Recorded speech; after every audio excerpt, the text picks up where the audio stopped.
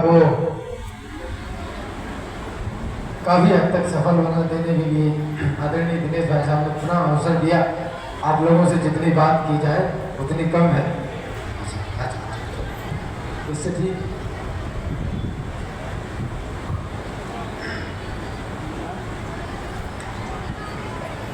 पूरे भारतवर्ष में आप लोग जितने लोग भी यहाँ उपस्थित हैं, चाहे वो इधर हो चाहे वो इधर हो, पूरे भारतवर्ष में हर रज रज में कण कण में प्रेरणा की लाखों कहानियां रची बसी हुई। आप जिधर निगाह डालेंगे उधर ही आपको कोई न कोई वीर बलिदानी अपना सर्वोच्च बलिदान देके खड़ा हुआ मिलेगा।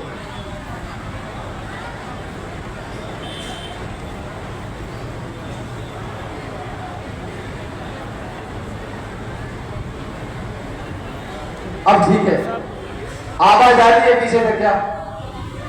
क्या पीछे तक आ रही है? एक बार हाथ उठा के बता दीजिए। आ रही है, चलिए। तो मैं आपसे कह रहा था कि पूरे भारतवर्ष के रज रज में कण कण में हर जगह जहां दृष्टि आप डालेंगे वहां वीरता की कोई न कोई अपना सर्वोच्च बलिदान दिए खड़ा होगा इस मिट्टी के लिए, इस वतन के। अभी कुछ दिनों पहले एक रिपोर्ट आई, एक सर्वे आया, पूरा भारतवर्ष खुश था। मंच पर विद्युत जन बैठे हैं, मंच के सामने भी विद्वान लोग बैठे हैं। आपका आयु, आपकी आयु, आपका अनुभव मुझसे बहुत बड़ा है, लेकिन मैं जो दो आंखों से काला सफेद देख पा रहा हूं बस वही अनुभव आपको कह रहा हूं। एक सर्वे हुआ, रिपोर्ट आई कि भारतवर्ष में पूरी दुनिया में सबसे ज्यादा नौजवान भारतवर्ष में है। पूरी दुनिया में सबसे ज्यादा नौजवान भारतवर्ष में है और देश का भार नौजवानों के कंधों पर है। अब मेरी चिंता का विषय यह है कि ये कौन से नौजवान हैं जो शाम को 150 के बीएसपी के जवान होते हैं। इनको अगर बोलो कि कुछ ऐसे काम करो कि पद्मश्री लेके आओ तो चौराहे से राजश्री लेके वापस आ जाते हैं। ये हंसने की बात नहीं है, ये चिंता का विषय है। झेल कर शोक दुनिया को तराने दे दिए हमने। ये वो धरती जहां कभी दुश्मनों का रक्त बहा के राज करी गई हो, ये वो धरती अब कमला पसंद ठोक के लाल कर दी जाती है। खुद का माथा खुद का चंदन खूब करे, अपना अभिनंदन आदरणीय दिनेश भैया, आदरणीय राणा बैनी माधव सिंह समिति और ये तमाम लोग जिस कार्यक्रम की बुनियाद में है, इसकी आवश्यकता को तो आदरणीय हम सबको प्रथम पंक्ति से अंतिम पंक्ति तक समझना पड़ेगा, वरना इस तरीके की जयंतियां होती रहेंगी, इस तरीके के मंच सजते रहेंगे, मालाएं पड़ती रहेंगी, भाषण होते रहेंगे और परिवर्तन कुछ विशेष आने वाला है नहीं अगर हमारी और आपकी भागीदारी बराबर नहीं है। तो झेल कर शोक दुनिया को तराने दे दिए हमने, पड़ी थी जब जरूरत तब खजाने दे दिए हमने घास खाई, भोग पर उनको खिलाया है, उजालों के लिए हमने हमारा घर जलाया है। सुनो, इस धूल से लेकर गगन आकाश तक हम हैं, धरा की आस के एहसास के विश्वास तक हम हैं, कटाकर सर बहाकर रक्त हर बलिदान तक हम हैं, प्रभु श्री राम से लेकर यहां चौहान तक हम हैं। प्रभु श्री राम से लेकर यहां चौहान तक हम हैं। तो बदल रहा है वो आकार बचाना होगा,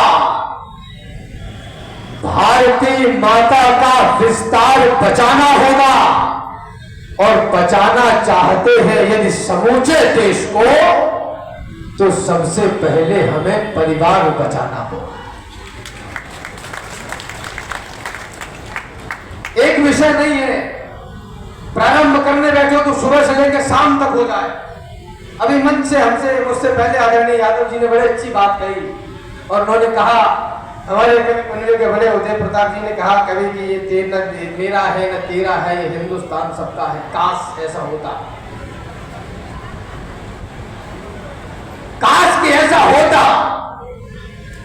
हिंदुस्तान सबका होता, ये हिंदुस्तान तब भी सबका नहीं था जब बक्सर की लड़ाई में राणा बेनी माधव गोंडा नरेश और तमाम क्रांतिकारियों के साथ लड़ रहे थे और कुछ लोगों ने जाकर अंग्रेजों के तलवे चाटकर मुखबरी कर दी और लड़ाई खत्म हो गई।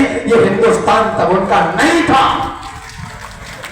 माफ करिएगा, और हिंदुस्तान अभी भी उनका नहीं है।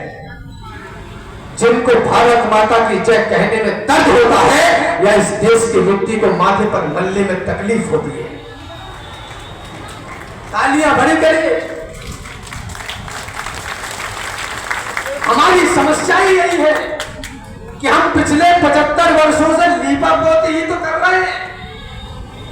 अब मैंने लीपा पोती करना बंद कर दिया। अब मैं या तो लीपा लीपा करता हूं या फिर पोती पोती। अब ये लीपा पोती नहीं,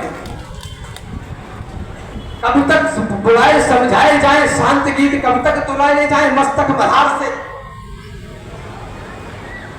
कब तक नचाए हम नाच नीच नन्नों को, और कब तक कटाए हम शीश संस्कार से। टुकड़ों में लड़े बटे टुकड़ों में, अब भी टुकड़ों में पड़े हुए, इतने टुकड़े हो गए कि अब हिस्से में टुकड़े पड़े हुए।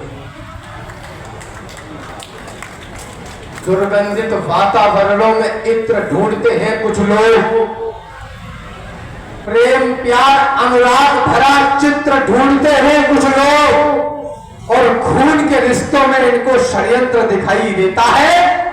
सगे भाई को गाली देकर मित्र ढूंढते हैं कुछ लोग। तो दिन में ना चंद्र किरण आपको कहीं मिलेगी, रात में ना आस करो सूर्य के प्रकाश से। सीख हस्तिनापुर से सीख लो, अयोध्या से और कुछ सीखिएगा राम वनवास से। परिवार पे प्रहार हो नहीं किसी प्रकार, एक ही संकल्प रहे प्रेम उपवास से, क्योंकि ये मटका जो एक बार चटका तो वापस न जोड़ पाओगे किसी प्रयास से।